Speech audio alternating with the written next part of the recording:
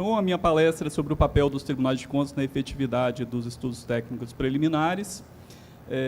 Vou contar rapidamente aqui como, por que esse tema. Eu fui convocado pela Adriana e pela Narda para apresentar esse tema em uma reunião em Brasília. E, como não sei se vocês sabem, mas quem manda no IBRAOP são as mulheres, então eu me sinto em casa. Esse tema, na realidade, ele é muito importante porque, recentemente, nos últimos tempos, a gente tem trabalhado nos tribunais de contas muito com critérios de seleção de ações de controle, de materialidade, risco e relevância. Então, quando a gente fala em materialidade, é muito importante o valor, Então, acaba que nesses critérios, acaba sendo muito importante, muito relevante o valor.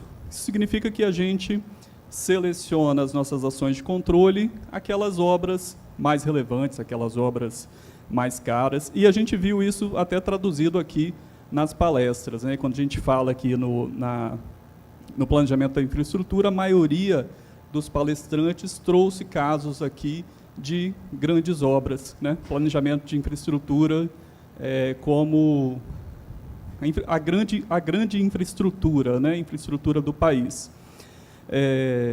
Só que a gente também lida no dia a dia com as pequenas obras, as médias obras. Então, nessa apresentação, eu pretendo trazer essa questão, esse enfoque do ETP, mais para essas obras, digamos assim, do dia a dia, principalmente dos tribunais estaduais, dos municípios, e o que os tribunais podem fazer para melhorar essa efetividade. Contar uma historinha, nos idos de 2010, a gente fez um curso no Tribunal de Contas do Espírito Santo, que o instrutor era o colega André Baeta, do TCU. E ele estava falando sobre a seleção de ações de controle, e como era feita essa seleção de ações de controle no TCU, e em determinado momento ele falou, olha, coisa pequena, tirando representação e denúncia, a gente nem olha lá no TCU, a gente nem escolhe aquilo que eles podem selecionar. Eu levantei minha mão e falei, Baeta, o que é coisa pequena para vocês no TCU? Aí ele falou, abaixo de 200 milhões. Em 2010, nos dias de 2010, a gente não tinha nenhuma obra com recurso estadual no Espírito Santo acima de 200 milhões. Então, assim, a nossa realidade, é lógico que as grandes obras, elas são muito importantes. As grandes obras, elas são, como o próprio nome diz, elas são grandes, elas são relevantes, elas têm complexidade técnica, mas nem sempre é o que a gente lida no dia a dia. Até por isso também, por essa decisão do Tribunal de Contas do Espírito Santo também, de olhar as coisas que tinham uma materialidade maior, a gente passou a ser cobrado, inclusive pelos próprios jurisdicionados. A gente fez uma consulta pública para a definição das nossas ações de controle do PASSE. Aí o Tribunal de Contas do Espírito Santo fez uma consulta pública, e nessa consulta tinha um campo lá de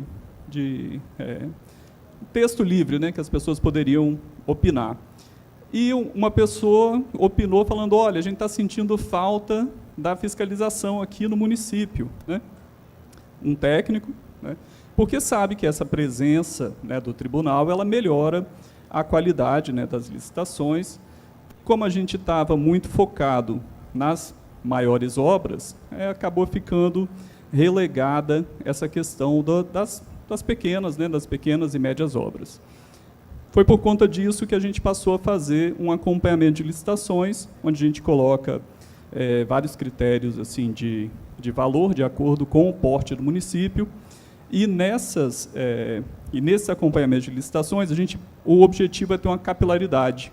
Exatamente, ainda que a gente não esteja fisicamente naquele local fazendo uma fiscalização, mas a gente tem contato com praticamente todos os municípios e a gente se faz presente. Isso já tem 4 anos, e esse ano, a gente identificou, o primeiro ano da obrigatoriedade da nova lei de licitações, a gente identificou a fragilidade dos ETPs. como que as pessoas têm dificuldade de lidar de elaborar os ETPs, principalmente nos pequenos municípios. Então você vê, né, o pessoal tem muita dificuldade em elaborar ETP, mas ETP ele não é nenhuma novidade, né? O ETP ele estava previsto lá na 8666 em 93. Então, mais de 30 anos já tinha previsto, né, elaborado com base nas indicações dos estudos técnicos preliminares, o projeto básico. É muito comum, né, as pessoas falarem assim, agora precisa fazer ETP, né? Sempre precisou, né? A diferença do ETP, então a gente tem, inclusive, o Rafael Martins trouxe alguns acórdãos aqui do TCU, então a gente tem 2007, 2008, eu achei, buscando na jurisprudência do TCU, tem um acórdão que fala do ETP de 93, do ano da lei, o TCU já estava ali falando sobre isso. Então, 2007, 2008, em 2014, o TCU ele fez um documento, que é um documento de riscos e controles nas aquisições, é baseado nesse relatório de levantamento, esse processo. E é curioso que o TCU ele teve uma atuação legislativa muito próxima aí, do legislativo na confecção da nova lei, e a gente vê que nesse documento de 2014, ele já trazia o que era o estudo técnico preliminar, os 13 itens que estão na lei. Tá? Então, direitinho aqui, os itens que estão na lei eram esses itens que eram tratados já em 2014, né, ainda em 2014, pelo TCU. Então, né, não dá para a gente falar que é uma novidade. No próprio Tribunal de Contas do Espírito Santo, né, da onde eu sou, a gente teve um parecer consulta relativamente recente, em 2020, que a consulta perguntava basicamente isso, olha, é obrigatório o ETP? É obrigatório? Sim, é obrigatório, né? Então deve ser considerado obrigatório a realização do ETP em todas as contratações, seja pela via direta, por meio de licitação, então tem algumas exceções, mas via de regra, obrigatório. Então, qual foi a grande novidade, na realidade, relacionada ao ETP? Você vê que o que era um ETP, ele já estava assim, bem definido na doutrina, né, na jurisprudência, digamos. Mas, na realidade, a novidade é que ele passou a ser um documento, né, constitutivo da primeira etapa do planejamento ali, mas um documento no processo.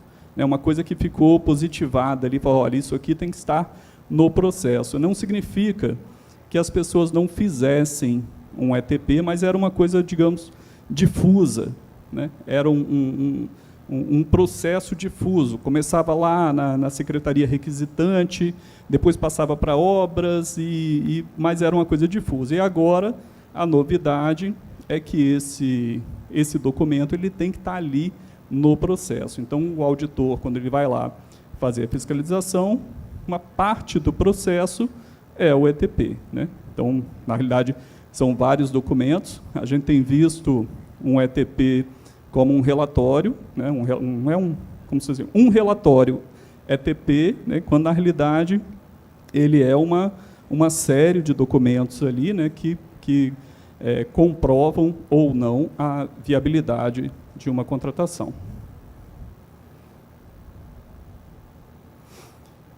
Então, assim, como objetivo dessa apresentação, eu não pretendo ficar explicando para o nosso público aqui o que é um ETP, né, detidamente, né? Na realidade, eu quero mostrar para vocês, tentar mostrar as dificuldades que os nossos jurisdicionados têm tido, pelo menos a experiência que a gente tem, e como que a gente pode atuar em relação a isso, né, para resolver essa questão.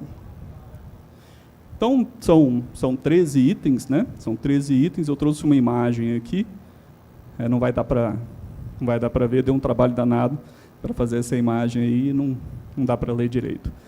Mas, na realidade, aí, qual que é a ideia, né, do ETP? A ideia do ETP é que você entra, né, com um documento de formalização de demanda, com um problema, com uma demanda a ser resolvida, e você passa pelas 3 etapas, e, no final, você chega num posicionamento conclusivo. É como se fosse uma linha de produção, né?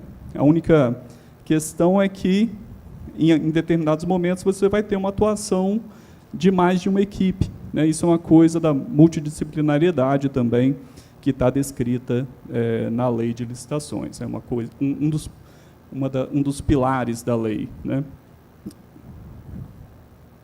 Então, vamos lá adiante. Só um detalhe, né, sobre isso.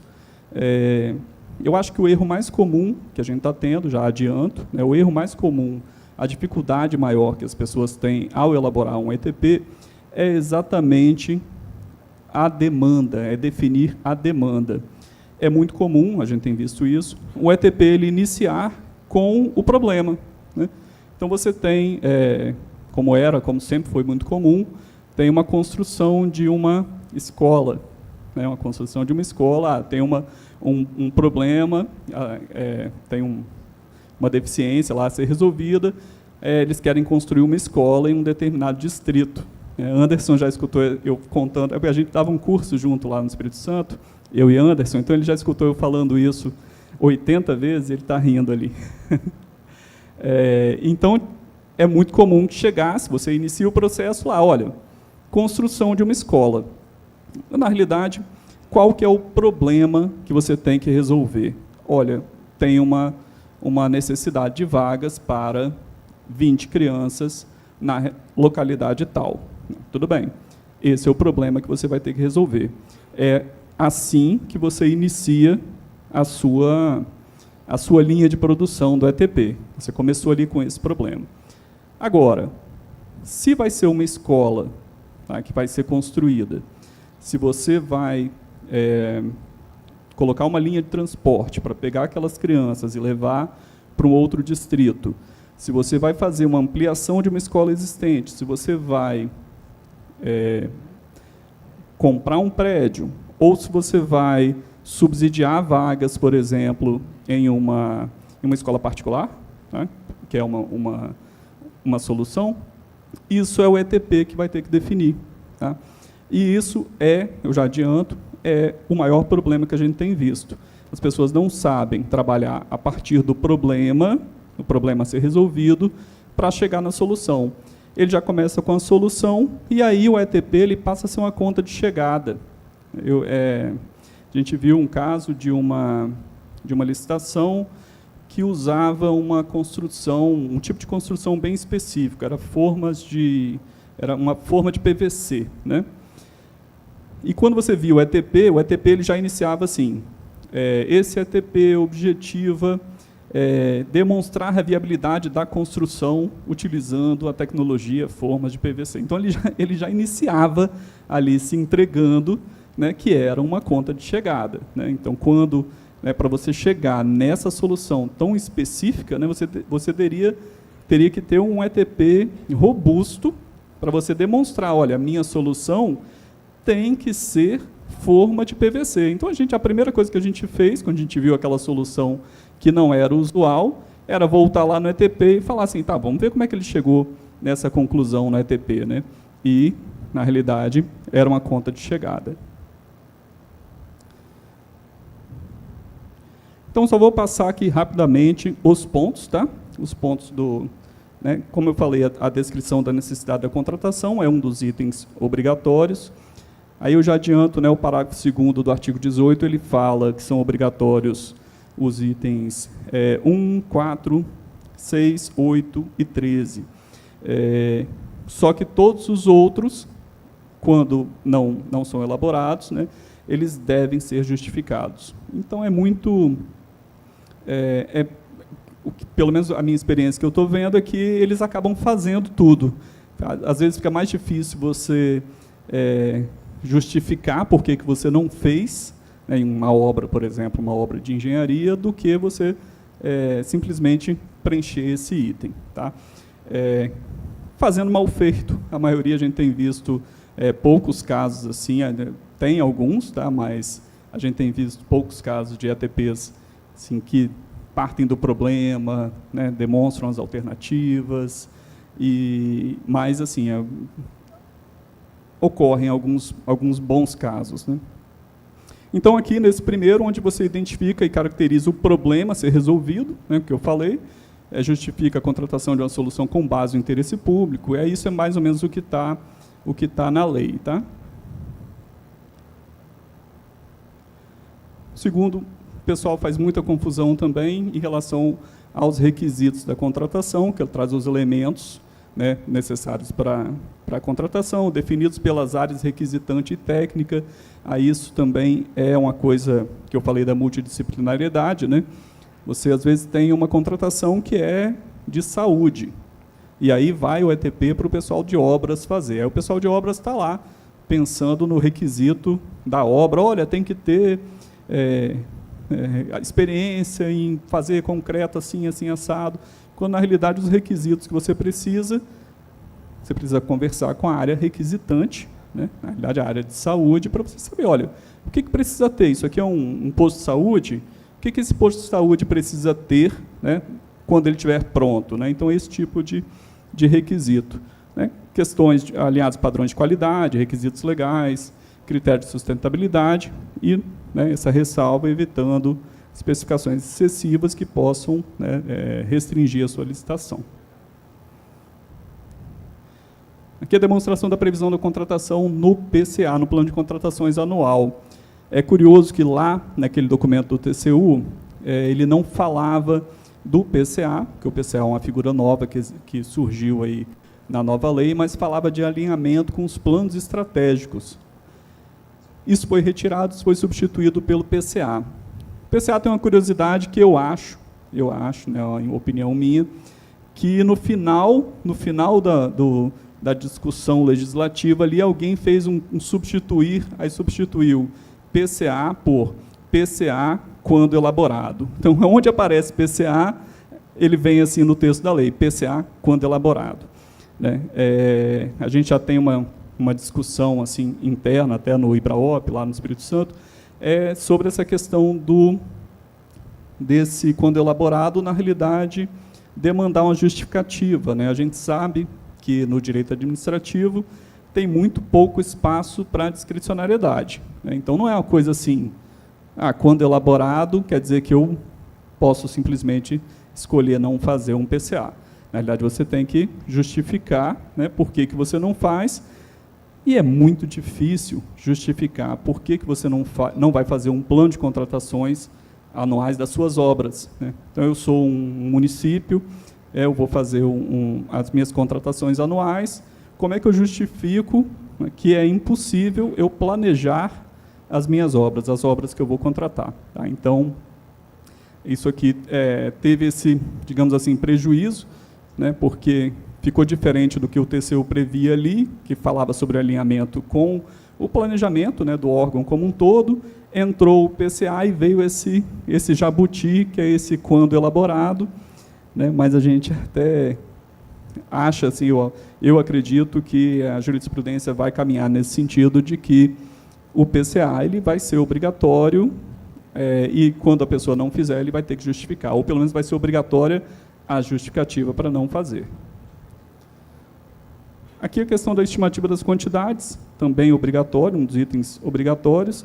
Então, se você vai avaliar a viabilidade de uma determinada obra, um determinado empreendimento, você tem que ter uma estimativa das quantidades para que você possa, né, possa estudar, né, essa viabilidade da contratação. Então, tem uma relação, né, entre a demanda prevista, aí você volta lá naquela demanda que você recebeu no início, aquele problema a ser resolvido, tem que estar, né, em conformidade com essa estimativa de quantidades. Aqui é uma outra coisa que a gente tem visto uma certa confusão. Tá?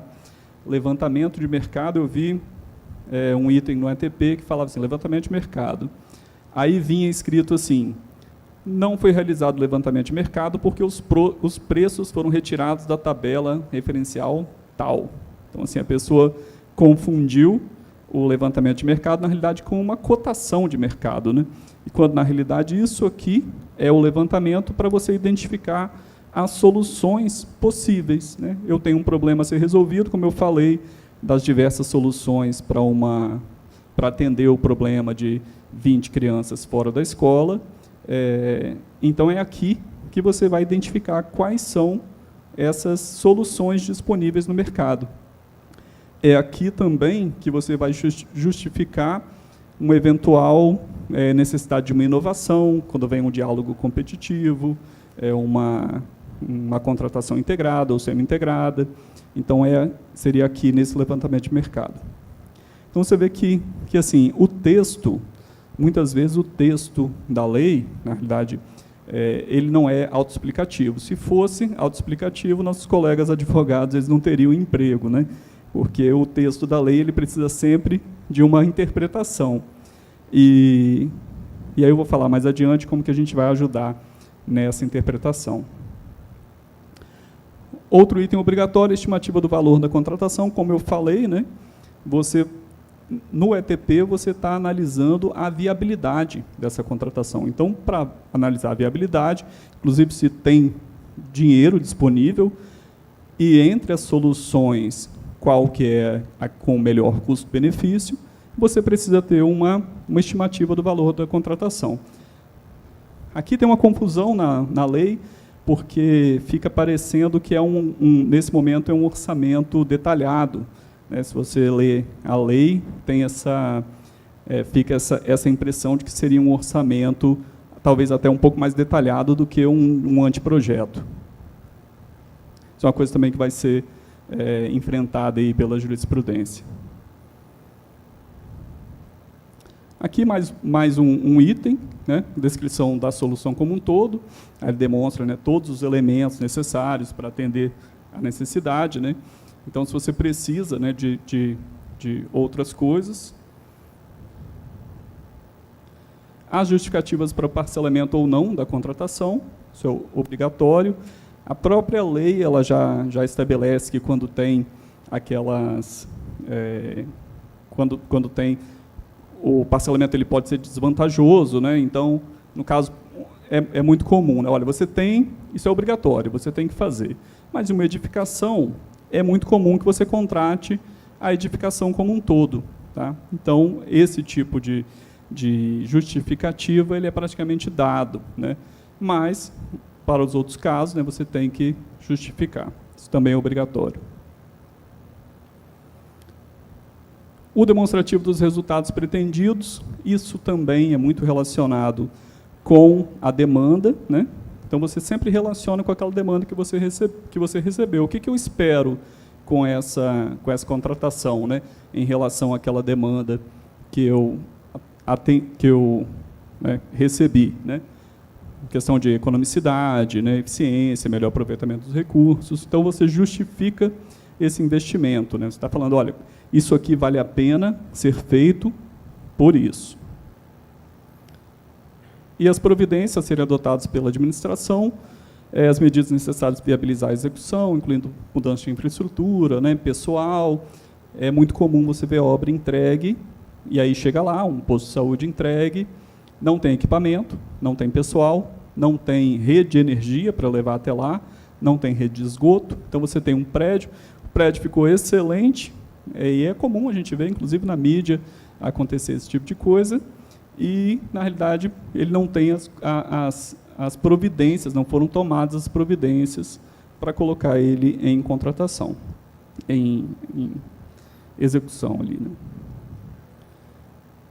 Contratações correlatas ou interdependentes. Então, a identificação dessas contratações planejadas ou em andamento, né, que elas possam ter algum tipo de impacto sobre aquela sua contratação. Então, vocês veem que é extenso, tá? O ETP. Eu falei, aquela linha do tempo, aquela linha de produção ali, né, ela é bastante intensa. Descrição de possíveis impactos ambientais, análise dos impactos ambientais, medidas mitigadoras, né, tudo isso dentro do ETP. Agora é importante frisar uma coisa, tá? O ETP ele é um documento que ele é voltado para dentro da administração. Ele serve para um convencimento da administração. A administração, na teoria, tá, não é assim que o pessoal faz, mas a administração, teoricamente, nesse momento, ela não sabe o que ela vai contratar, ela não sabe qual é a melhor solução, tá? Então, o ETP serve para ela, é um documento, né, interno, ele está voltado para a administração como um documento de convencimento. Olha, eu vou fazer isso porque o ETP me mostrou que é a melhor solução. É diferente do projeto básico, ou do termo de referência, ou, eventualmente, um anteprojeto, que é um documento externo. Aí já é um documento para o licitante, né, para o licitante formar os seus preços. Então, quando a gente fala também da descrição dos possíveis impactos ambientais, você está falando do seu convencimento. Por quê? Porque se você tem grandes impactos ambientais identificados no seu ETP e você não consegue mitigar, né, de uma forma econômica, né, ou tecnicamente viável, você pode chegar ao resultado ali de que, olha, não é viável essa minha contratação, ou pelo menos essa solução que eu estou estudando, e mudar a solução, ou mudar a sua decisão por essa contratação. E, ao final, também obrigatório, é um posicionamento conclusivo, né? No final, você fez toda essa linha de produção, você chega no final e você fala, olha, a demanda que eu recebi era tal, e para atender essa demanda, o resultado é esse. Inclusive, quando a gente fala sobre o ETP, a gente fala sobre essa questão da desistência, né? Porque um dos resultados possíveis de um ETP é você não contratar. Olha, não é viável, eu não consigo atender essa demanda com as soluções disponíveis hoje. E as pessoas, às vezes, tomam um susto, né? Porque eles não estão acostumados com isso, né? Mas o processo, né, um processo naturalmente, começando com a demanda, envolvendo todas as áreas, ele pode chegar nessa decisão. Então, ó, até o conselheiro Edilson falou isso no dia da abertura, sobre o papel orientador dos tribunais. Tá? Então, a minha proposta aqui, nesse momento, na realidade, é que o tribunal, eu trouxe até um trecho aqui da Lei Orgânica do Tribunal de Contas do Estado do Espírito Santo, eu vi que nem todo o tribunal traz essa mesma redação, mas eu sei que isso é um dos objetivos dos tribunais de contas, até foi frisado aqui pelo conselheiro Edilson, essa questão do papel orientador.